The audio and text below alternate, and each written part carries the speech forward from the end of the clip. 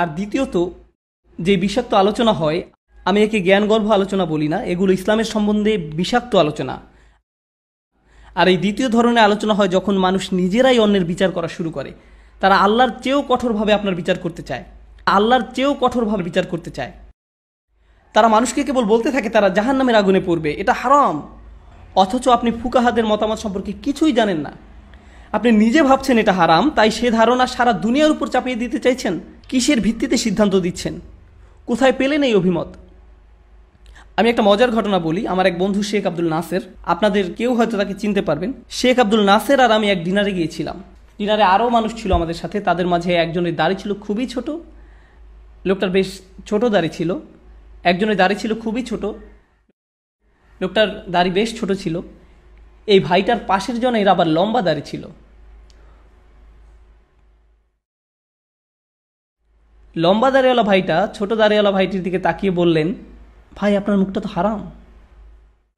আর সে লোকটাকে ডিনারের টেবিলে অস্বস্তিতে ফেলে দিয়েছিল। আর আপনারা জানেন, যখন ফকিহ বিষয়ে আলোচনা হয় তখন আমি মুখ খুলি না, কারণ আমি ফকিহ নই, আমি আলিমও নই। কিন্তু শেখ আব্দুল নাসের আসলে একজন ফকিহ। আর তিনি তাদের কথা শুনছিলেন। বলা ভালো তাদের দুইজনেরই বয়স 20-এর বেশি নয়। ভাই আপনার মুখে এটা হারাম, হাদিসে বলা হয়েছে আপনার দাড়ি বড় করা উচিত। ঠিক তখন শেখ আব্দুল নাসের তার বারবিকিউ মাত্র মুখে তুলতে যাচ্ছিলেন, সেটা রেখে ছেলেটাকে সম্বোধন করলেন, ভাই আপনার এই হাদিসটা কোথায় পেয়েছেন? বুখারীতে আছে মনে হয়। কোন অধ্যায়ে?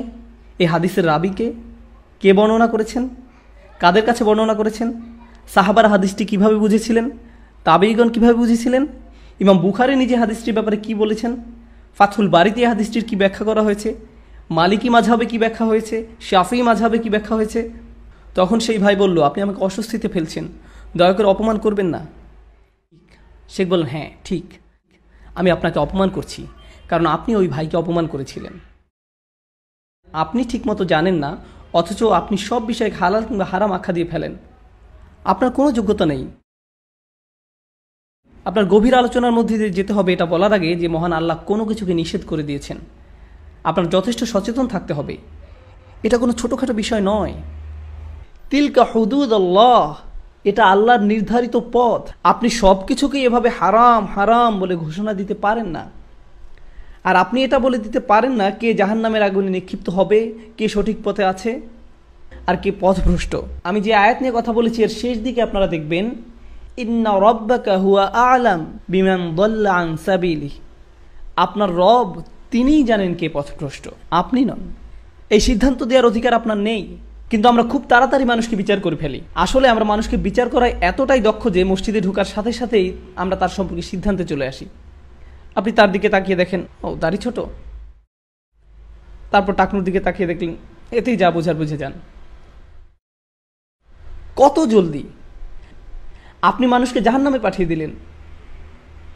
এটা খুবই ভয়ানক কাজ, মানুষের অন্তরে থাকা ইসলামকে বিচার করা। কেবল আল্লাহরই এই অধিকার আছে, তাদের বিচার করা আমাদের কাজ নয়। আমাদের এমন অবস্থানে রাখা হয়নি। তবে হ্যাঁ, যদি কেউ কোনো ভুল কাজ করে থাকে আর আপনি জানেন এটা অবশ্যই একটা ভুল, আপনি এ বিষয়ে খোঁজ নিয়ে দেখেছেন, আপনি নিশ্চিতভাবে জানেন যে এটা একটা ভুল, তাহলে আপনার উচিত ভদ্রভাবে তাকে সেই কাজ থেকে সরে আসার কথা বলা। আর হয়তো আপনার নিজ থেকে তাকে শুধরানোর দরকার নেই, অন্য কেউ তাকে সংশোধন করে দিলে ভালো হবে। আপনাকে কৌশল অবলম্বন করতে হবে। মাঝে মাঝে আপনি কারো সংশোধন করতে চাইলে তাতে উপকারের চেয়ে ক্ষতি বেশি। আমি যদি আমার বাবার ভুল সংশোধন করতে চাই, এতে ভালো কিছু হবে না। এটা ভালো পন্থা নয়। আমার উচিত আমার মায়ের সাথে কথা বলা, তারপর আমার মা আমার বাবার সাথে কথা বলবেন, এতে করে আমি কোনো ঝামেলায় পড়ব না। বুঝতে পারছেন আমি কি বলছি? মাঝে মাঝে আপনাকে প্রজ্ঞা ব্যবহার করতে হবে। সব সময় সরাসরি বলতে হবে এমন কোনো কথা নেই, এতে ভালো হওয়ার চেয়ে হয়তো খারাপই বেশি হবে।